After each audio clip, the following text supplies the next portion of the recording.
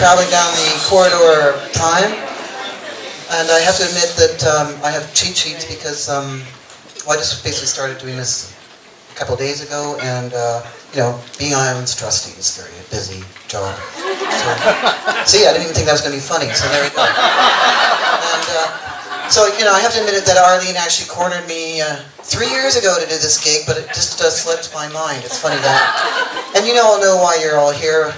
We're all here because of Arlene, right? You couldn't get through the into the co-op door unless you bought a ticket or promised to make a hair appointment, right? Is that the only way? Please, I just want an avocado. Just let me in. I won't tell anyone. Please let me in. Yes. I think she sold all those tickets in 2 days, and one of those days was a Sunday, if I'm correct. Yeah. So the, where are we? Okay, I gotta turn them this way. Alright, I missed that one. There we go. Oh yeah, so, you know, you have to admit, you know, Arlene's pretty tenacious when she gets an idea in her head, like this show. And, you know, I was at the lineup downstairs, and she was behind me, and she goes, you know, she wanted to talk about the show, and you know, maybe so-and-so would want to wear a jockstrap and safety goggles while riding a stationary bike and singing a Corey Hart song or something like that. And I just thought, you know, God, this is not appropriate. That was like 2 summers ago, and there was like 7 people in line up between her and I. You know, she's pretty tenacious. So I just got a bit more information about how what's set up tonight. We do have a designated driver, Greg. So all of you, if you feel free to just let your hair down, or 1 or 2, 3 hairs down, and get a ride. Greg has a pickup truck, and I think he can hold about a half a quart of people in the back, so you should be fine there.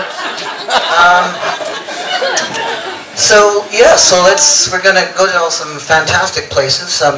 Before we spin the wheel and go somewhere, we're gonna actually take you slightly forward in time to a Islands Trustee meeting. Now in session. Fleshy bits, every act. Okay,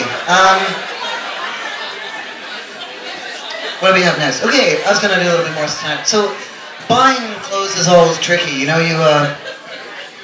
what do you do?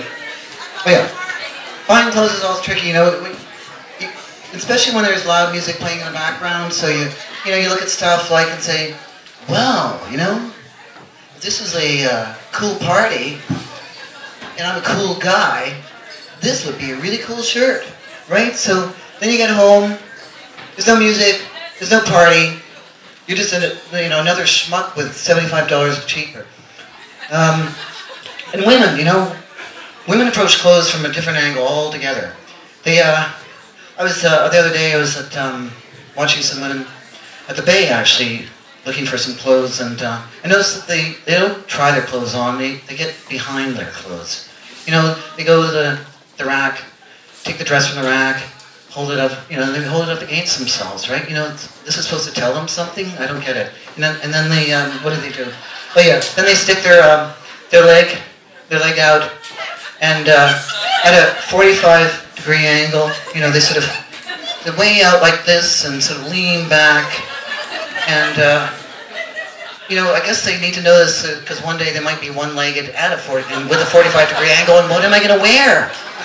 You know, and you never see a guy do this. You never see a man, like, you know, go shopping, take a suit off the rack, put his head behind the collar. Hey, what do you think of the suit? Hey, you know, what do you think? What do you think? Look at it. I like it. I think I'm going to get it, eh? But hey, put some shoes below there, right next to the legs. Yeah. Oh no, what if I'm walking though? Move the shoe. No, move the shoes. Move the shoes. Yes, you know, you just don't see that at all. So, see, didn't we promise you nether parts all at every act? Okay, so we're gonna have a little time before the next act. So I'll just give you some more funny stuff, huh? Okay. So food is complicated. Shopping for food is complicated. You know, you see people in the superstore and they're all just sweating and nobody knows, what do I eat? Proteins, carbs. The fat content. Oh my God, the fat content. You know, we're walking up to each other. You look good, what do you eat? Maybe I could eat that. You know, it's, you know, you don't know what to do, and then what's happened is The whole place is designed by, it's designed to break down your sense of purpose in life. You know, it's like a casino. There's no clocks, there's no windows, there's no easily accessible exits. You know, did you ever not buy anything in the superstore and ever try to get out of there? It's impossible. You can't get out of there. And you see what happens to people when they walk up to the superstore and they really have a real sense of purpose, you know? Okay, I'm gonna get that, I'm gonna get this, I'm gonna pay for that, I'm gonna get out of here, and I'm gonna return to my normal life. You know? I am. And then you see that person 10 minutes later. What am I doing in this aisle? Why am I here? What am I doing here? This is awful. Yeah, you know, I find that whole thing, superstore, is just really scary. And, sorry, I have to use these because, you know, even the produce section is really complicated too, because, you know, I always find it so challenging.